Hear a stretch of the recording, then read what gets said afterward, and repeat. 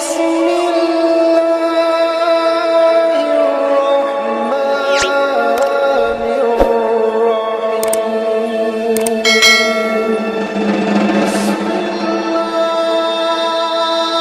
kehidupan kita, terkadang kita sering merasakan hal-hal yang tidak mengenakkan, bisa kita sebut sebagai ujian atau mungkin musibah.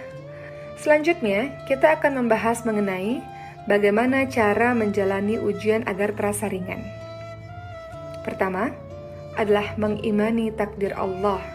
Dalam hadis riwayat Muslim, Rasulullah SAW bersabda, Allah telah mencatat takdir setiap makhluk sebelum 50.000 tahun sebelum penciptaan langit dan bumi. Dan Ibnu Qayyim mengatakan, landasan setiap kebaikan adalah jika engkau tahu bahwa setiap yang Allah kehendaki pasti terjadi, dan setiap yang tidak Allah kehendaki tidak akan terjadi. Jadi ini membuat kita merasa lebih ringan. Ujian-ujian kesedihan misalnya yang terjadi kepada kita, memang ini adalah bagian dari takdir Allah yang sudah Allah berikan 50.000 tahun sebelum penciptaan langit dan bumi. Kedua, cara menjalani ujian agar terasa lebih ringan adalah yakin bahwa ada hikmah di balik cobaan yang Allah berikan ini. Teman-teman lihat dalam surah Al-Mu'minun ayat 115 sampai 116, Allah Subhanahu wa taala berfirman, "A'udzu billahi minasyaitonir rajim. Afahasibtum annama khalaqnakum 'abathan wa annakum ilaina la turja'un." Yang artinya, maka apakah kamu mengira bahwa sesungguhnya kami menciptakan kamu secara main-main saja dan bahwa kamu tidak akan dikembalikan kepada kami? Ayat berikutnya Al-Mu'minun 116, Allah Subhanahu wa taala berfirman yang artinya, maka Allah Maha Tinggi, Raja yang sebenarnya, tidak ada Tuhan selain Allah, dan Allah yang memiliki arsy yang mulia. Jadi agar ujian kita terasa ringan, yakin bahwa ada hikmah di balik cobaan-cobaan tersebut. Atau teman-teman lihat dalam surah Al-Baqarah 216 misalnya. Boleh jadi apa yang kita tidak suka justru itu yang terbaik untuk kita. Atau boleh jadi apa yang kita suka justru itu tidak baik untuk kita. Allah lebih mengetahui, manusia tidak mengetahui. Selalu ada hikmah, selalu ada kebaikan dalam setiap kejadian. Yang ketiga, agar kita merasa ujian atau cobaan kehidupan terasa ringan, ingatlah bahwa musibah yang kita hadapi belum seberapa. Kata Rasulullah apa? Musibah yang menimpaku sungguh akan menghibur kaum muslimin. Atau dalam lafaz lain Rasulullah SAW bersabda, siapa saja yang terasa berat ketika menghadapi musibah, maka ingatlah musibah yang menimpaku. Ia tentu akan merasa ringan dengan musibah tersebut. Ingat bahwa Rasulullah SAW sudah yatim piatu sejak kecil. Kemudian Rasulullah SAW dimusuhi oleh saudara-saudaranya sendiri, pamannya sendiri, karena menegakkan Islam. Kemudian kita lihat lagi Rasulullah SAW kehilangan harta-hartanya, kemudian diusir dari kampung halamannya, kemudian dicaci maki, sahabat-sahabatnya diperlakukan dengan tidak baik, disiksa dan sebagainya. Jadi kata Rasul, kalau engkau merasa ada sesuatu yang sedih dalam hidupmu, maka lihatlah ujian-ujian yang menimpa Rasulullah, maka engkau akan terasa lebih ringan. Atau teman-teman bisa lihat dengan teman-teman lainnya yang ujiannya jauh lebih berat daripada kita, sehingga kita tahu bahwa ujian yang kita hadapi tidak seberapa. Masih banyak yang lebih mengerikan, menyedihkan dibanding dengan kisah kehidupan kita. Keempat, agar ujian terasa lebih ringan, ketahuilah bahwa semakin kuat iman seseorang memang akan semakin diuji. Teman-teman, kita lihat bahwa Rasulullah SAW pernah ditanya oleh seorang sahabat, "Ya Rasul, manusia manakah yang paling berat ujiannya?" Maka Rasul menjawab, para nabi, kemudian yang semisalnya dan semisalnya lagi. Seseorang akan diuji dengan kondisi agamanya, sesuai dengan kondisi agamanya, kata Rasul. Apabila agamanya kuat, maka semakin kuat atau berat pula ujiannya. Dan apabila agamanya lemah, maka dia akan diuji sesuai dengan kualitas agamanya. Seorang hamba, kata Rasul, senantiasa akan mendapatkan cobaan hingga ia berjalan di muka bumi dalam keadaan bersih dari dosa.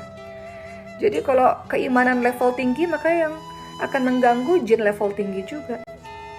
Ketahuilah, tadi yang keempat ya, untuk kita merasa ringan dalam ujian, bahwa semakin kuat iman seseorang, maka dia ujiannya akan semakin besar.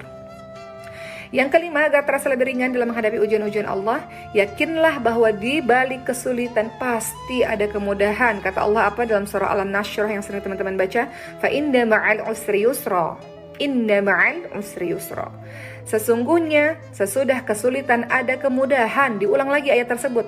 Sesungguhnya sesudah kesulitan ada kemudahan. Pasti ada kemudahan. Allah kasih ujian, Allah kasih solusi teman-teman sekalian. Bahkan Allah sendiri yang janji, dalam setiap kesulitan yang engkau hadapi ada kemudahan, jangan khawatir. Selama engkau bersama dengan Allah, Allah hanya ingin lihat seberapa jauh keimananmu, kedekatanmu kepada Allah. Allah akan kasih solusi dari permasalahanmu. Kemudian yang keenam, supaya engkau merasa lebih ringan dalam menghadapi ujian-ujian kehidupan, hadapilah cobaan dengan bersabar. Bersabar. Ali bin Abi Thalib radhiyallahu anhu mengatakan, sabar dan iman adalah bagaikan kepala pada jasad manusia. Oleh karenanya, tidak beriman dengan iman yang sempurna jika seseorang tidak memiliki kesabaran. Apa itu sabar, sahabat sekalian? Sabar adalah menahan hati dan lisan dari berkeluh kesah, serta menahan anggota badan dari perilaku emosional seperti menampar pipi, merobek baju, dan yang lainnya. Kemudian yang ketujuh, cara agar kita ringan dalam menghadapi ujian, bersabarlah di awal musibah. Kata Rasulullah ketika melihat ada seorang perempuan menangis di kuburan meratap, kata Rasul untuk bersabar kepada perempuan tersebut. Dan Rasul pun menasihati perempuan tersebut bahwa yang namanya sabar seharusnya dimulai ketika awal ditimpa musibah. Itulah yang disebut sebagai sabar yang sebenarnya. Sabar yang sebenarnya bukanlah ketika telah mengeluh lebih dulu di awal musibah. Justru dari awal ada musibah, maka bersabar. Kedelapan, cara agar ringan dalam menghadapi ujian, yakin bahwa pahala sabar begitu besar. Teman-teman ingat surah Az-Zumar ayat 10, Allah Subhanahu wa taala berfirman, A'udzu billahi minasyaitonir rajim. Innama yuwaffas sabiruna ajrahum bighairi hisab. Apa artinya? Sesungguhnya hanya orang-orang yang bersabarlah yang dicukupkan pahala mereka tanpa batas. Atau dalam hadis riwayat Muslim, Rasulullah SAW bersabda, tidaklah seorang mukmin tertimpa suatu musibah berupa rasa sakit, rasa capek, sakit, sedih, dan kekhawatiran yang menerpa, melainkan dosa-dosa mereka akan diampuni oleh Allah Subhanahu wa taala. Dan kemudian yang kesembilan, supaya kita merasa lebih ringan dalam menghadapi ujian, ucap inna lillahi wa inna ilaihi raji'un. Ummu Salamah saat sebelum menikah dengan Rasul, pada saat itu masih menjadi istri dari Abu Salamah. Abu Salamah meninggal dunia. Maka Ummu Salamah pun mengucapkan inna lillahi wa inna ilaihi raji'un. Kemudian beliau berdoa, ya Allah, berilah ganjaran terhadap musibah yang menimpaku dan berilah ganti dengan yang lebih baik. Dan akhirnya apa? Allah berikan kesabaran untuk Ummu Salamah dan Ummu Salamah akhirnya menikah dengan Nabi Muhammad SAW. Allah ganti dengan yang lebih baik. Jadi ucapkan kalimat inna lillahi wa inna ilaihi raji'un tersebut, sahabat sekalian. Dan yang terakhir, supaya kita merasa ujian yang kita hadapi terasa lebih ringan, maka introspeksi diri. Kita sudah sama-sama pernah membaca surah Asy-Syura ayat 30 ya. A'udzu billahi minasyaitonir rajim. Kata Allah apa? Wa ma asabakum min musibatin fabima kasabat aydikum. Dan apa saja musibah yang menimpa kamu, maka adalah disebabkan oleh perbuatan tanganmu sendiri. Musibah atau cobaan yang terjadi kepada kita bisa saja disebabkan dosa-dosa yang pernah kita perbuat, baik itu misalnya syirik atau dosa-dosa besar lainnya, maksiat dan lainnya. Kita lihat dari perkataan Ibnu Abbas, beliau mengatakan akan disegerakan siksaan bagi orang-orang beriman di dunia disebabkan dosa-dosa yang mereka perbuat, dan dengan itu mereka tidak disiksa atau diperingan siksanya di akhirat.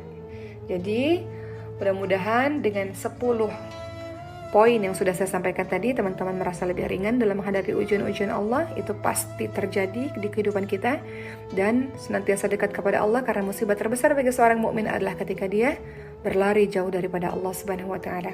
Allah tidak tinggalkan dia, tapi dia yang malah meninggalkan Allah. Semoga bermanfaat.